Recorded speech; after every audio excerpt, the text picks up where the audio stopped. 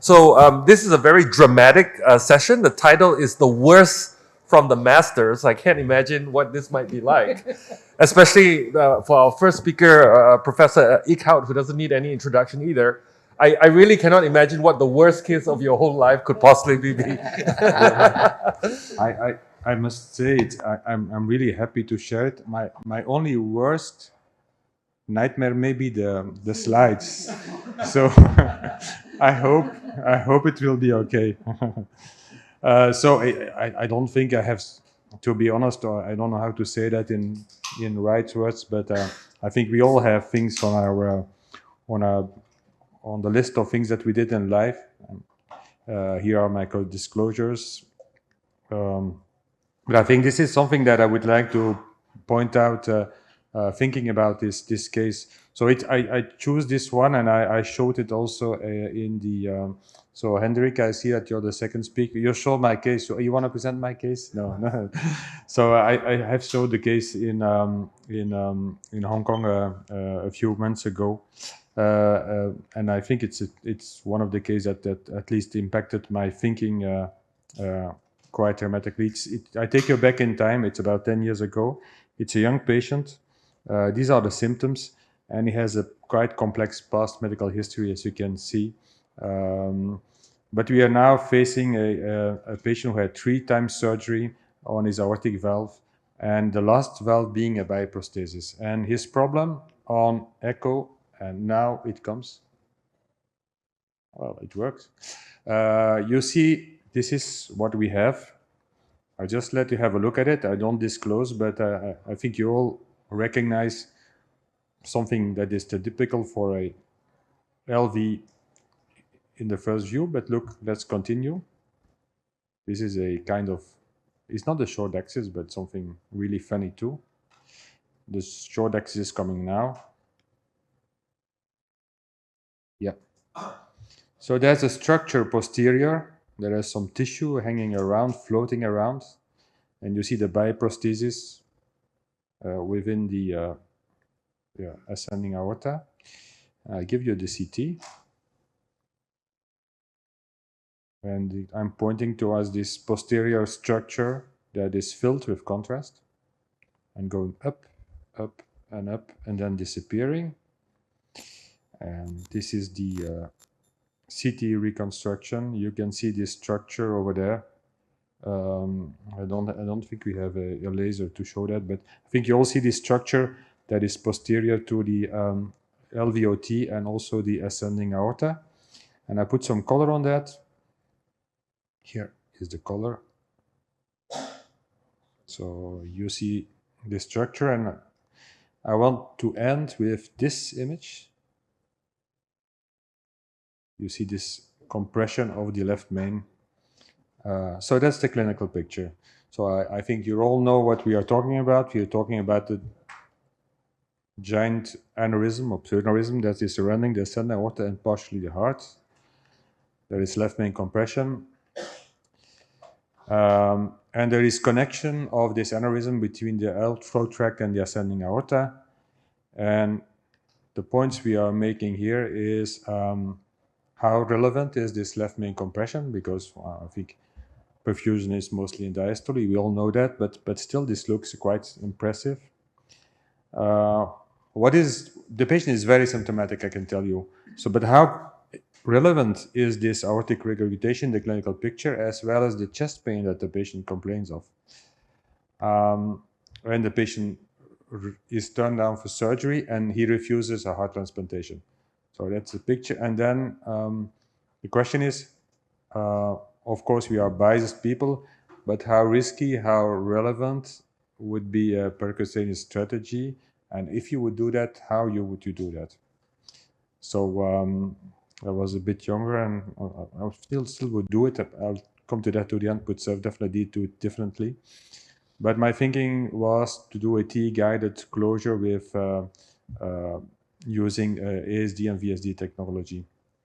And this is so the patient taking in a setting of general anesthesia, TE guidance, and double arterial access, closing down first the connection between the ascending aorta and the between the LVOT and the aneurysm, and then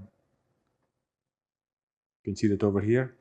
I found that the device that was used was a muscular VSD, but I doubt it. It looks a little bit different. The next image, and I hope it will continue to work. So what we basically realized that there is a second connection in the LVOT just above the other one. You can see that at the level just below the biprosthesis, and we hooked up a GL in the connection at the level of the ascending aorta. Decided to close first the ascending aorta. This is a septal occluder device, the classical one, and so we are left with this structure, and I thought, well, let's close this with an ASD technology, as you will see here. But you can see what happens. This is only the start. Okay. So it was maybe not the correct choice, but of course there's no issue because basically it's just embolizing in the aneurysm, and that's not an issue. Used a little bit a bigger device. I think it's probably like a 14, but it interfered with the biprosthesis, and we decided to stop there. So we left the patient at this level, and we stopped there. We thought let's stop before we make more mistakes and do stupid things. The patient said he went a little bit better, but I don't believe that. Certainly not. He basically worsened over 4 months, and the 4 months later, and then I thought it's probably better to coil the aneurysm, and then hope that when we coil it and fill it up sufficiently, it will not embolize again our ASD devices, and that's what we basically did. So we have basically, if you look, because I can show that to you, there's a GL4 guiding with a microcatheter in the aneurysm, and we're starting to plug up with plugs, and we just jail the GL with a septal occluder, and that's what's being done. You can see it here, starting to coil and coil and coil, and this is the Amplatz septal occluder in place. This is how it looks. It looks, it's not nice, but it doesn't look horrible to some extent, yeah. And what was quite interesting, if you look here, this is the view with all the coils, decompression before the device, and you see that this time there is no longer compression, so that looks positive. I felt a little bit relieved, and I thought it's time to release. What will happen? Will happen. When I put a fluoroscopy again, the septal occluder had already embolized. So at this level, I decided to even use a bigger device, and look what happens. I think I went up to 16, and this even didn't interfere with the biprosthesis. So I think he has now, I don't know how many plugs, coils in the aneurysm, and this is the situation now. Once again, you see the embolized device in the aneurysm, and we decide again for a second time to stop. So, sorry. Basically, the patient went into cardiac cachexia, resting dyspnea, declined. I asked Abbott to make a inverse device. That means make the proximal disc larger than the distal disc, because with ASD devices just operated from PFO device, they refused. But basically, Occlutech agreed to build the structure. We had, first of all, a long discussion because I was really not keen to do something. He still refused surgery. The transplant was still refused. And I called Chet at Mayo. I asked Carlos Ruiz, and Carlos did a CD with a 4D reconstruction. It's just funny to look at, but what it basically gave us as an information that we had a customized, we really knew the exact size and the location of the residual leak just below the biprosthesis. And that enabled us then to decide and go ahead and maybe try to find a better solution, yeah. So this is the situation, and we are now 8 months down the road. We have a customized device, and imagine that all the engineers from Occlutech are in the CAT lab. We have a lot of coils, and this is basically the customized device that I was given. And if you look at this, it is basically, I'm probably lucky to implant probably the first, because this is basically the prototype of the PVL device that we now use from Occlutech. If you use it, this is the one. So they gave it to me, and they said, yeah, go ahead. So basically, I completely turned the first device. I'm sorry, I'm a little bit over time, and I had to push it inside because I don't know, I didn't wrap it up very well. So I pushed it inside, and luckily they had a second device on the shelf that I was able to deliver. Continued with some coiling. And if you look at the final result, basically coils are in, the aneurysm is sealed off, and if you look, the left main flow is perfect. But, and this is the problem, the patient went into deep shock. I think you all know what's going on. Look at the diastolic pressure. I think what basically happened is that they brought me these horrible cook sheets that are very stiff. And what I basically did, I used the TalkView to put this device from Occlutech. But by the time that I had done that, I had already completely lacerated the ascending aorta. And, you know, this 10 years ago, the only valve we had at that time was a Sapien. Of course, we hoped that the Sapien would be kept in place by the metal structure, but of course, I just speed up a little bit. This is after implantation of the Sapien. I even didn't know how we sized it. The result is even worse. Look at the diastolic pressures, and what will happen will happen. The device will, of course, not stay in place and it will embolize. So we are now 6 or 7 hours down the road. It's in the evening. The surgeons, of course, we had called in the surgeon. They refused. They still refused. We checked on internet 10 years ago how to remove an embolized Sapien valve in the ventricle. There were no hits on Google, no hits on PubMed. So we basically let the patient go, and the patient, 45 years old, passed away. It's quite interesting because in the evening I went to see the patient with his referring cardiologist, and I talked to him, and the cardiologist said to him, what do you want to do if something goes wrong? I looked at the cardiologist. Something wrong? What could go wrong? This is exotic, but I don't know what could go wrong. And in my thinking, you know, how could that be? And then he said, oh, I'm divorced and I have 2 kids of 8 and 10. Maybe call my ex-wife. And I said, this was very funny. But one day later in the evening, I was there. I had 2 kids on my agenda that I probably managed the patient very badly. I don't know, this is 10 years ago. They're now young adults. And it's definitely a thing that we basically didn't do well. So if I reflect on this case 10 years down the road, which is probably, I had several like this, but this was probably something that impacted me, because if you look here, I consider it as a personal failure in terms of I didn't really assess the risk very well. My strategy and my planning was probably not optimal. If I would do the case today, I would do it totally differently. But it's, I would say, part of a learning process in life. And I show you if it's still working.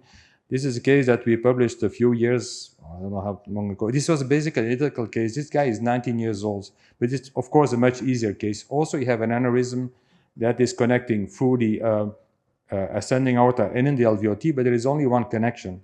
And in this patient, basically, we went into the aneurysm from the ascending aorta, went into the LVOT, and then pulled up like this and closed up like this. And basically, when we closed the upper part in the ascending aorta, we filled it up with coils. And here you see basically the wonderful 4D MRI images. Well, you should have seen them, but where basically, I'll try to show it again because it's such a nice artificial image. Basically, the yellow, this is pre and this is post. It's not coming, but you should believe me. There is a yellow flowback, that is the AR that is completely abolished after the closure in more successfully in this young guy. Thank you very much, and sorry for a little bit of being a bit over time. Eric, I have no words. But thank you for sharing that phenomenal case. It's very hard to understand. Where was the superior part of the the most distal exit or entry of the aneurysm, because it's aortic regurgitation, it must be coming from how high up was it? Was it superior to the sinus of Valsalva within the ascending aorta, or was it, because they looked like to be multiple holes? I think it was higher up in the ascending. Mostly the connections are higher up. They're really above the sinusotubular juncture. They're higher up in the ascending aorta. Yeah. And I have seen a few of these cases. Most of them only have one connection. This one had two connections in the LVOT, and that made it an impossible task. Would it have been worth putting some sort of cover or even a stent in the ascending aorta to seal the entry point of all that aortic regurgitation? Yeah, I think we did about 10 to 15, a little bit more than 10 cases of ascending aortic aneurysms, but only in the ascending aorta. And we're now working on a registry, international registry, with the team from Brussels. But what we basically do, we have a double arterial access. We squeeze a 6 French guide in the aneurysm with a septal occluder. We fill it up, and only when we see that the color flow is gone, that means that the aneurysm is thrombosed, then we will release and do that. So I think this is still, of course, a personal opinion, more elegant than to put in a stent graft in the ascending aorta, which may be more, more bulky as an act. But I don't know, maybe it's a good alternative. I don't know. Yeah, I want to ask you then, why not you put stent on the left main? Yeah, stenting a left main. Yeah, and then you close the aneurysm. Because if you close so many occluder, you will close the stenosis of the outflow of the aorta. Well, we know, that that left main compression can be to external structures, and that was our hypothesis. The thing is that this guy has a time bomb. His aneurysm increase in size, most of them. Yeah, we could have done nothing, but I think there was a dual problem. We are not sure that the left main is causing the chest pain. But what we do know is that an aneurysm that will rupture one day because it's increasing in size. So our hypothesis was, and we had the proof that by excluding the aneurysm, the compression of the left main was gone. If the patient would have survived, well, the left main compression due to the aneurysm would have, but I would have done it completely differently today. That's definitely not I would have done. Yeah, that's the way it is. All right. Okay, thank you. Yeah, thank you for a very interesting case.